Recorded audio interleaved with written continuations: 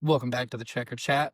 If you're watching, you already know that this is just me. No Justin this week, but yeah, Justin's a little under the weather, so he's sitting this one out, and I'm going to take the whole thing. So bear with me because this is going to be a little interesting doing a podcast by myself, being used to having someone to talk to the whole time. So with that being said, we'll get into the news. The big shocker of the week of the year is Daniel Suarez will be driving the number 7 car for Spire next year, which nobody saw coming. Wasn't on anyone's radar. Rajah Caruth will be driving part-time for Junior Motorsports next year in the 88 car. And it also sounds like, which I saw this in Break Hard's comments on TikTok, I think, that the races, like the rest of his schedule, will be part-time for Jordan Anderson Racing. That sounded pretty confirmed. I'm not sure. I couldn't really find that anywhere. And then staying with JRM, Jim Pullman, crew chief for Justin Allgaier, will be moving on to the Cup Series next year. He's going to be Kyle Busch's crew chief. So I guess at that point we can really tell, is Kyle Busch washed? Is it RCR? Is it the car? Is the crew chief going to help? Because Allgaier won the championship last year. He's already locked into the championship for this year and has a shot if Zilich doesn't win for whatever reason. So very good crew chief. That'll be interesting to see. Butterbean will be racing full-time I think it's full-time. He'll be racing for the Colleague Truck team next year, the new Dodge team. That one was rumored for a while, so it finally was made official. Casey Mears will make his truck debut at Martinsville this Friday night in the number 69 truck. And if I saw right, it's his 600th across all 3 NASCAR series, which is surprising that he's going to just now do truck and start 600. This one's just a rumor. There's nothing really to it yet, but Colleague is expected to not be a part of the O'Reilly's Auto Part Series next year to kind of shift their focus on the new truck program they're starting with Dodge. Also, I think part of that, if that does become true, is going to be that Chevy's not going to support them as much, knowing that they're already doing Dodge. And then finally for news, the Daytona 500 for 2027, the date has been moved to February 21st. They're moving it off of President's Day weekend to help not overlap with the Super Bowl, like to be on Super Bowl Sunday. Probably the best idea. You're not going to win ratings going up against the Super Bowl. So that'll be interesting. I'm sure that'll help the numbers. But then also, how are they going to kind of do the rest of the schedule, shifting Daytona back? I think about a week, give or take, from what it normally is. So I don't think they'll lose an off weekend. I guess they'll just run a week longer. This past weekend was Talladega, all 3 series. And it was the true wild card of the round of 8 for all of the different series. We'll start with truck. Your pole winner was Gio Ruggiero. And then, like usual, we'll start off early in the truck series with the first incident. Being on lap 4, Grant Enfinger gets turned from 8th after moving to the outside line in turn 4, which causes a multi-truck accident, which damages Daniel Hemrick, Chandler Smith, Jake Garcia, Ty Majeski, Tanner Gray, and Luke Fenhouse. Lap 10, Lane Riggs gets turned and bounces off Connor Mozak, who also collects Andres Perez, but Lane Riggs is able to save the truck. Still picks up a good bit of damage, but it could have ended up worse for him. Lap 14, Corey Heim restarts in the lead, and now with this, he has led in every single race this year. And also, another interesting little fact, these are the first laps he's ever led at Talladega. So I guess if there is a kryptonite to Corey Heim, it's lap 20. Rajah Caruth wins stage 1, followed by Corey LaJoie, Corey Heim, JJ Yaley, and Ben Rhodes. All playoff drivers except Lane Riggs, Ty Majeski, and Grant Enfinger are able to score stage points in this one. Fast forward lap 32. Lane Riggs has to lift coming off turn 2 due to a flat left front tire, which causes the field behind him to stack up. And then Brett Holmes gets turned from around 11th and ends up making heavy contact with the inside wall, bringing out the caution. And then lap 40, Gio Ruggiero wins stage 2, followed by Caden Honeycutt, Rajah Caruth, JJ Yaley, and Luke Fenhouse. 4 playoff drivers score stage points, that being Caden Honeycutt, Rajah Caruth, Tyler Ankrum, and Corey Heim. On the day, only Lane Riggs, Ty Majeski, and Grant Enfinger are unable to score any playoffs. Fast forward again, we'll go lap 53. Daniel Hemrick slows in turns 3 and 4 with what looks like to be at the time a flat tire. While slowing, Tony Breidinger, I guess, couldn't lift or didn't see him, or I'm not really sure. But she ran right into the back of him. No caution was thrown because Hemrick was able to make it to pit road. And then the next lap, lap 54, Tony is able to pit. And then Rajah pits alone, losing the draft. I think that was probably a strategy that backfired because with the accident and with Tony still being on the track, they probably were just trying to get down pit road, hoping the yellow would come out, and then that would cycle them to the lead because they'd already pitted and everybody else was going to have to pit, but doesn't really work out for him, and he ends up losing the draft. Lap 65, Norm Benning blows a motor and catches fire in turns 1 and 2 before stopping on the backstretch, bringing out the caution, which actually was a pretty large fire. So it was good to see he got out all right. Nothing really wrong with him, I guess. Lap 84, Luke Fenhouse turns Ben Rhodes off turn 2 as they're the leaders on the inside line, and that brings out the caution as both trucks spin. So lap 89, we have a patented overtime restart in the Truck Series. Gio Ruggiero leads from the inside with Corey LaJoie on the outside, which Corey Heim was second before the choose, but he picked to stay behind Gio to help him out and give him the push. Gio's able to get ahead off of turn 2 with the help of Corey Heim. And then Ruggiero and Heim both clear the field in the tri-oval, and Gio is able to go on and win and pick up his first Truck Series win of his career. So congratulations to him. Then we'll go through the rest of your top 10, that being Corey Heim in second, Ty Majeski in third, Dawson Sutton in fourth, Lane Riggs in fifth, Tyler Ankrum in sixth, Matt Crafton in seventh, Corey LaJoie in eighth, Rajah finishes ninth, and then Caden Honeycutt in 10th. And then their playoffs, well, actually, I'll save that for then. Moving on to the Xfinity Series. Your pole winner in this, surprise, surprise, is an RCR car. But thank God it was Jesse Love. That didn't last too long.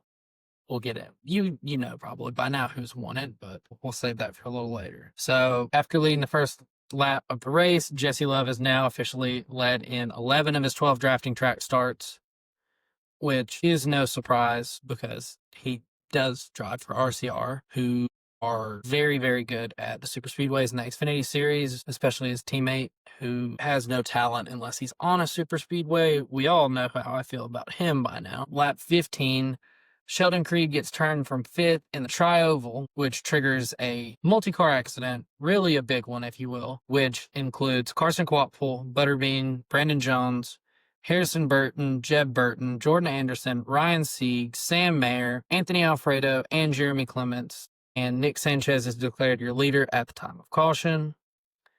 Then on lap 18, they end up red flagging the race to repair the wall. So that tells you how hard of a hit that Creed got. Also on lap 18, Sam Mayer is penalized 2 laps for too many men over the wall under the DVP. Lap 25, Austin Hill wins stage 1.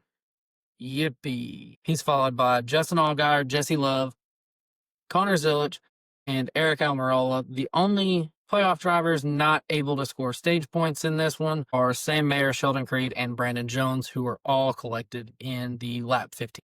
Lap 33, Zilich takes the lead and now has led in 20 consecutive starts, which is the 3rd longest streak in series history. So kind of in the same breath of Corey Heim dominating, you have Zilich in the Xfinity Series this year doing the same thing. Lap 45, Leland Honeyman gets spun from running around 9th in turn 1, which triggers another multi-car incident, collecting William Sawalich, Dean Thompson, Blaine Perkins, Connor Zilich, and Connor Mosak. And actually, Sawalich was hospitalized after this one. He was released the next morning. Everything seemed to have checked out fine. Glad he's okay.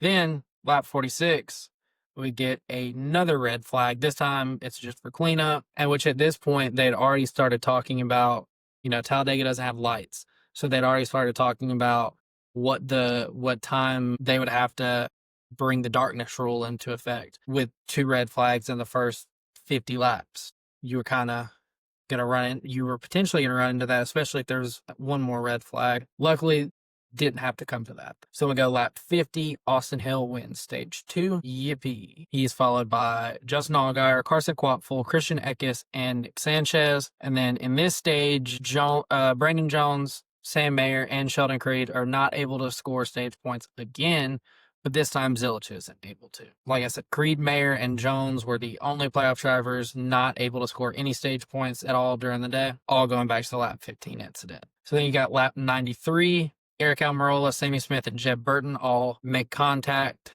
battling around 4th, which spins Almirola down the backstretch, making heavy contact with the outside wall, and that actually ends up bruising his foot, which he said he's good to go for Martinsville. Hopefully hinders him just enough not to win. Sorry, not sorry.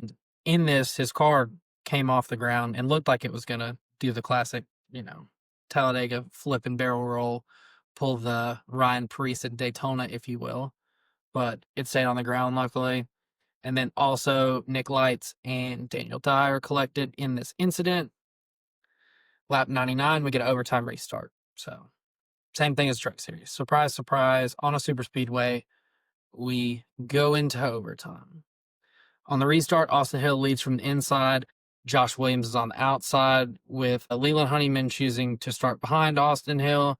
Josh Williams runs out of gas basically as soon as they pass the start finish line and fades all the way back. Austin Hill is able to clear for the lead ahead of Leland Honeyman and Blaine Perkins, and then Christian Eckes dives under Blaine Perkins for 3rd in turn 3. Quapfel starts charging on the outside and moves to 6th off of turn 4. Lap 100, the final lap of the race, Allgaier makes a huge surge on the bottom lane and makes it up to 3rd in turn 2, but then kind of fades back. Sanchez gets turned into the backstretch wall by Eckes while battling for 2nd, which allows Quapfel to make a move around, and then he's in 2nd. He's charging towards Austin Hill, and sadly, Austin Hill is able to hold on. He sounded like he was really low on gas also, but he's able to hold on and win. Surprise, surprise. Austin Hill wins on a drafting track. Same old, same old. But he wins over Carson Quapfel, Justin Allgaier, and he wins over Carson Quapfel.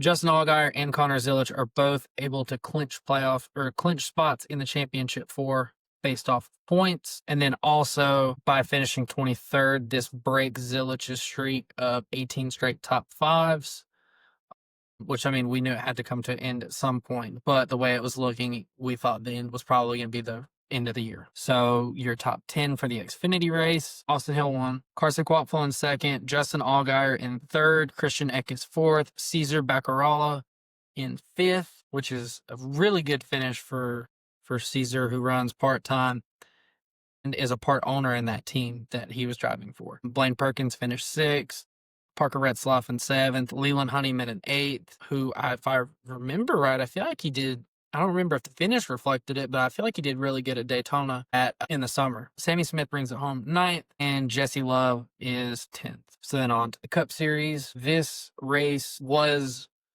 honestly probably the best the best Talladega race of the next gen car. One of the better super speedway races of the next gen car, which I guess I could be a little biased because I was there, but I was also there for a lot of the next gen races at Talladega, and they were entertaining, but wasn't really a whole lot of jockeying for position. Kind of just this line moves a little forward, and then here comes the bottom line, and then here comes the top, and you don't really get a lot of lead changes and whatnot. But this one ended up actually having a lot of movement. Your pole winner for this Cup race was Michael McDowell, which Briscoe started in 2nd, but McDowell, we've seen in the past year and some change, be really good at qualifying on drafting tracks, so this wasn't a huge shock, but the way he'd been running this year kind of was a huge shock also, if that makes sense. Then we'll go a while on this one before we get an incident, we get anything really notable to start talking about. Lap 52. Noah Gragson is leading at the time, but he gets turned by Eric Jones, and he gets turned into AJ Allmendinger on the bottom, and then that just stacks up, causes a huge multi-car incident, which takes out Austin Cindric, Austin Dillon, Justin Haley, and Chase Elliott. Oh, and Ricky Stenhouse Jr. AJ Allmendinger got out of the car, laid down on the track, looked like he was in pain, all before safety crews could even get there. They took their sweet time getting to him, so glad to see he was okay.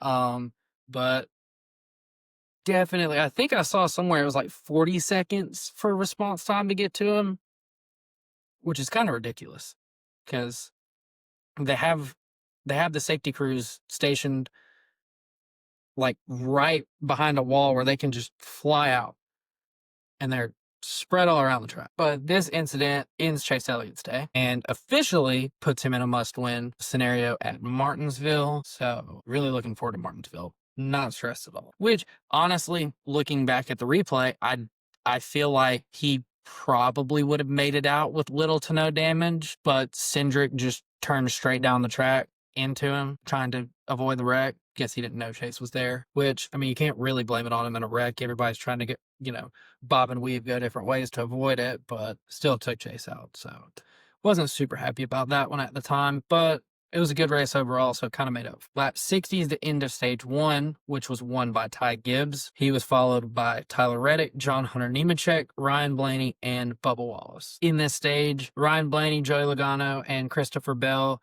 are the only playoff drivers able to score any stage points. And then around lap 94, Kyle Busch gets the lead and has led has led 20 laps, which is the most for RCR at Talladega since October of 2011, which is pretty shocking that they haven't led more than 20 laps at Talladega in 14 years.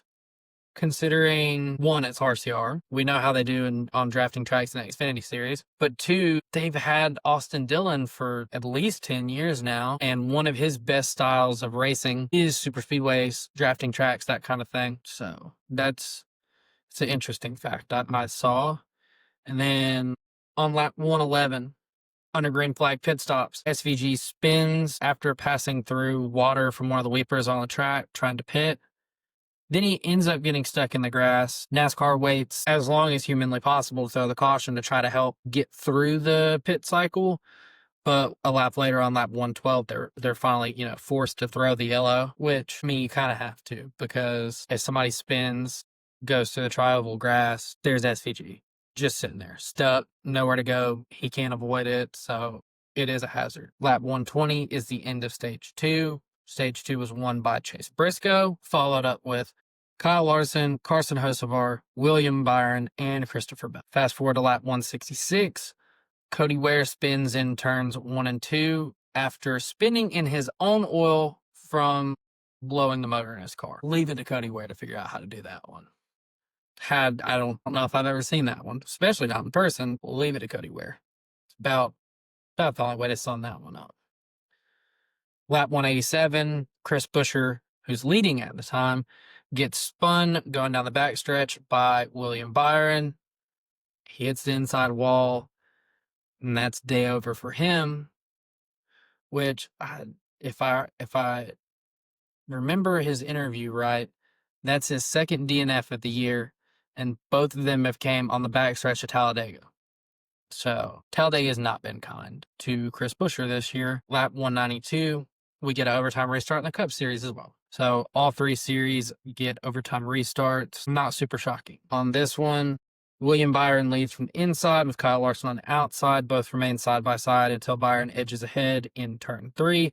Kyle Larson is able to fight back off turn 4 and dives down to the inside line behind Byron. And then Bubba Wallace is the leader of the outside line at the time. Lap 193 on the backstretch, Kyle Larson runs out of gas, but he ducks. Actually, he didn't dive. He's leading. He came down in front of Byron. But when he ran out of gas, he dove straight out of line, got out of the way, didn't stack the field up as bad as it could have, which that stacked the bottom line just enough for Briscoe to dive down and cover the bottom. Then in turns 3 and 4, he's racing side by side with Bubba. Going through the tri-oval, Byron ends up getting spun by Hocevar, and Chase Briscoe goes on to be your race winner and lock himself into the championship and quite honestly, probably at this point, making himself the favorite to win the championship, which his only competition is somebody who has choked away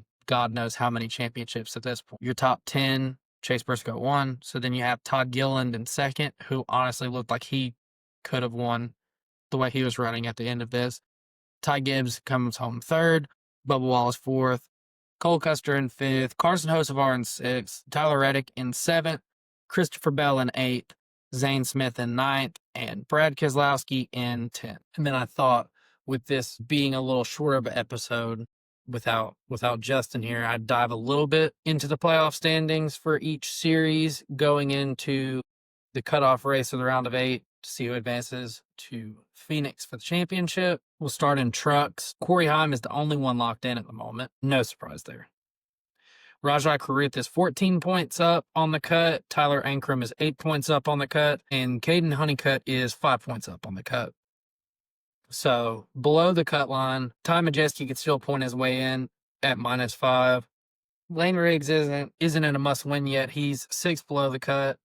But then you get to Daniel Hemrick, 32 points below the cut, and Grant Enfinger, 40 points below the cut. They're both essentially going to be in must-wins when it comes to Martinsville this weekend. I think this one should be a pretty interesting points battle just because, Honeycutt and Ankrum being less than 10 points up on the cut, they run into any sort of issue or, they get stuck back in the pack a little bit. There's a lot of points that could be made up easily by Majeski and Riggs, who are both very good short track racers. So I think it looks good for Riggs and Majeski, but we'll obviously have to wait and see. So then the Xfinity Series, Zilich and Allgaier are both locked in. So there's 2 JRM cars for sure going to Phoenix with a chance for the championship.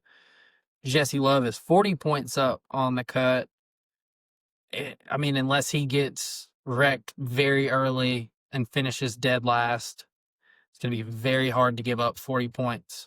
You would still have to be a little nervous, but it'd be very hard to not transfer having a 40-point advantage with one race to go. Carson Quapfel in 4th, the last one in right now, is only 11 points up on the cut, so there is a shot that he could get beat on points. Sammy Smith is only 11 below the cut. We've all seen what he can and will do at Martinsville for a win earlier this year. So given the opportunity, I wouldn't be surprised to see him pull a very interesting move to try to transfer. Brandon Jones is 20 below the cut. And the way it looks, kind of in a must win. Could still point his way in if all the cards fell right. But most likely going to have to win. And Martinsville is not a terrible track for Brandon Jones. So there is hope there. Sam Mayer, 22 points below the cut, most likely is going to be in a must win. And then poor old Sheldon Creed is 41 points below the cut and in a must win. Let's be honest. Has the most second place finishes all time in Xfinity Series history. I would not bet on him winning his way in. But maybe that's just me. And then finally, Cup Series, Briscoe and Hamlin are both locked in with wins in this round, which means at least half of the championship 4 will be JGR Toyotas. And then it gets interesting. Christopher Bell is 37 points up on the cut, and Larson is 36 points up. Both are good at Martinsville. Both have pretty comfortable leads points-wise to the cut, but below the cut is, they're 4 heavy hitters when it comes to Martinsville. It comes to the playoffs, all of that. So Byron is in 5th, 36 points below the cut in a must-win, unless, everything just falls apart for Bell and Larson. Logano is 6th, 38 points below the cut. Another must win. Blaney, 47 points below the cut in 7th. Definitely a must win.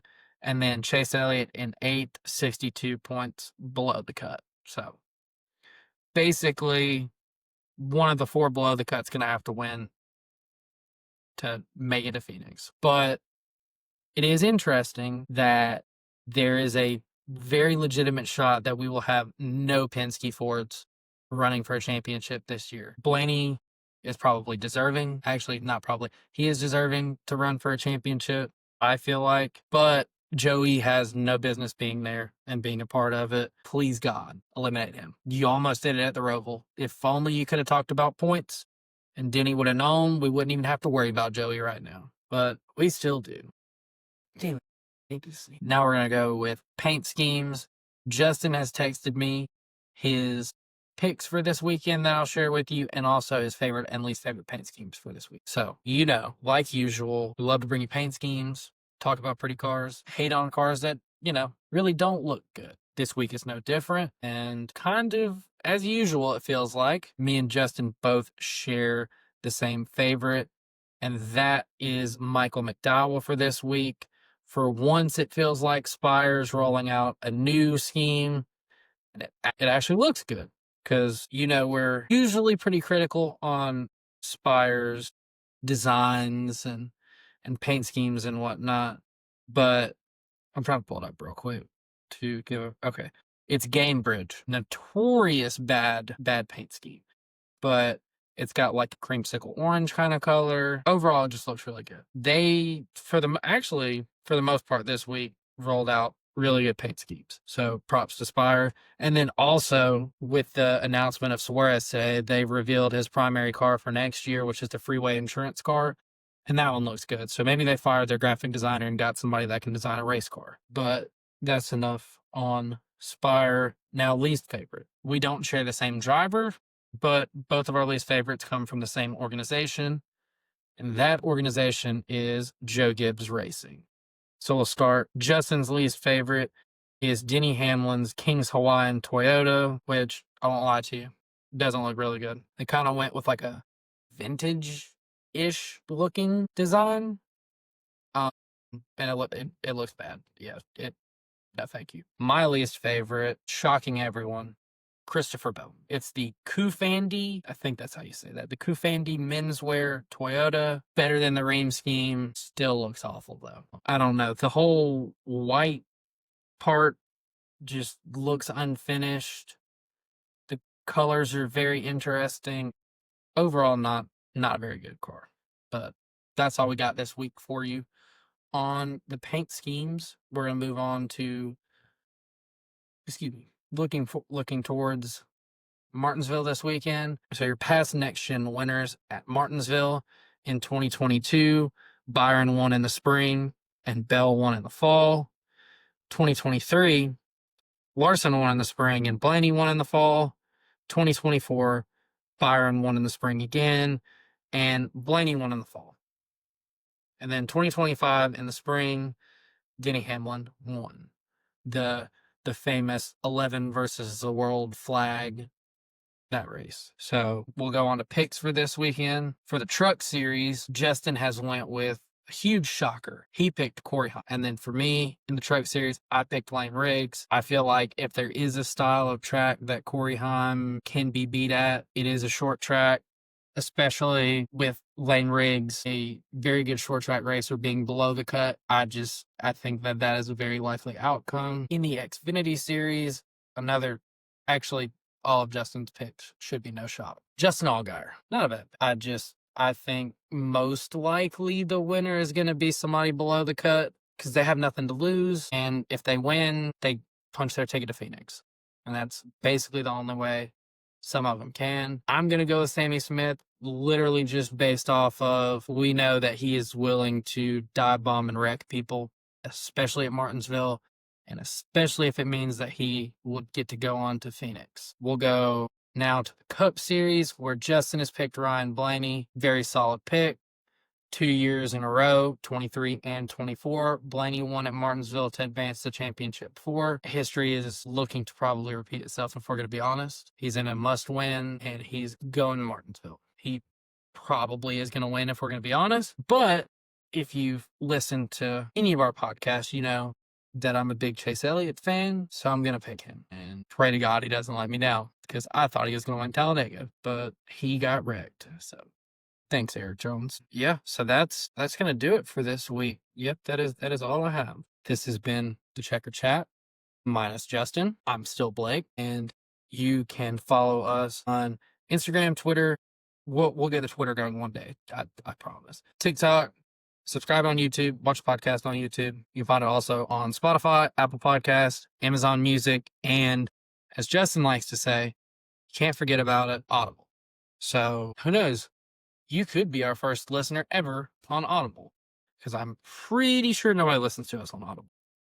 We'll see. We'll see you guys next week. Next week we'll have Justin back on. It'll be a little longer of an episode. There will be a little more conversation. Hopefully, this one didn't bore you too bad. And so we'll see you next week.